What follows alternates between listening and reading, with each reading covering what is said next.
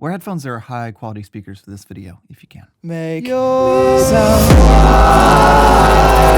I'll show you some useful techniques and then demonstrate them all at the end. But first, what is width? Well, width is the sense of horizontal space in a mix, the general distance between left and right in a stereo field. Listen to this. Not wide.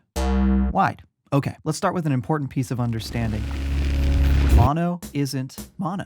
Yes, in most circumstances that matter to a bedroom producer at least, mono is two channels, your left and your right, speaker, headphone, whatever, playing the exact same signal. This is important to understand because when you understand it, you can exploit it. Here's the central concept for this video.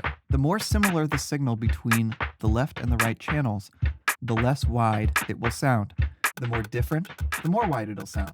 So your goal with width, how am I going to differentiate the left and the right channels? Part 1, the Haas effect. This is a classic technique. I use it all the time. You have a track, let's say it's this mono saw wave over here.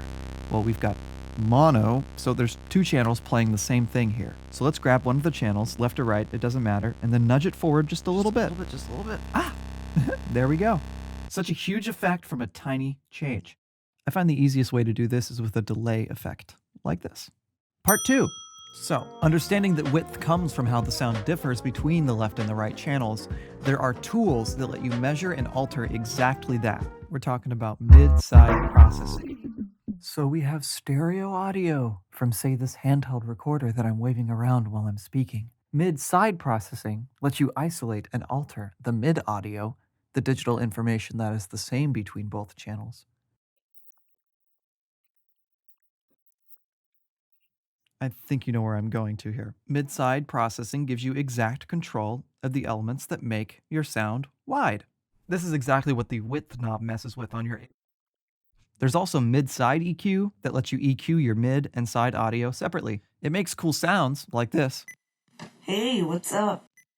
Hey, what's up? More importantly, putting so much stuff around the stereo field can make things very cluttered and muddy, and mid-side EQ lets you solve problems and gives you control over your spatial real estate. Bonus tip! This is a really long-winded one. What happens if you have a mono 100% mid sound like the sine wave and you make it 100% side? Well, speakers playing mid audio look like this, pumping in the same direction. All you have to do is invert the phase of one of the channels. Now they're pumping like this. Opposites. It has a really cool and unique character to it, and I love it. The downside to this is that when played on a truly mono system, like a phone speaker, the different channels will actually cancel each other out. Complete destructive interference. Think back to physics class in high school. Yeah. That doesn't stop me from using it though. I simply reserve it for soft textural things that only support the music, that you wouldn't really hear on a phone speaker anyway. For now, I'll call this technique phase canceling. Part 3.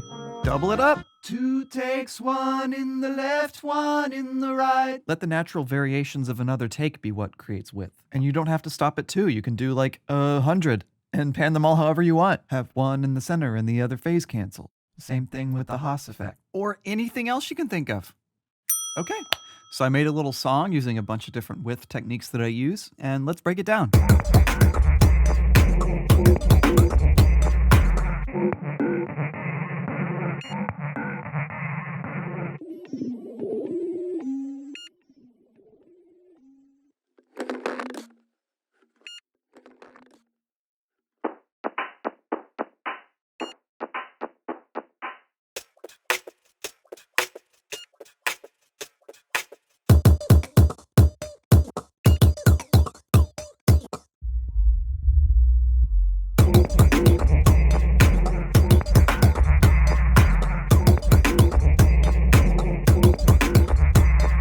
Okay. Knowing that your goal is to differentiate the left and the right channels gives you freedom to experiment with any effect that strikes your fancy. There are countless other ways to make your mix wide, so mess around until something sounds cool. Let your inspiration take you. Do stuff that you don't think will work. Overall, mixing is just fun.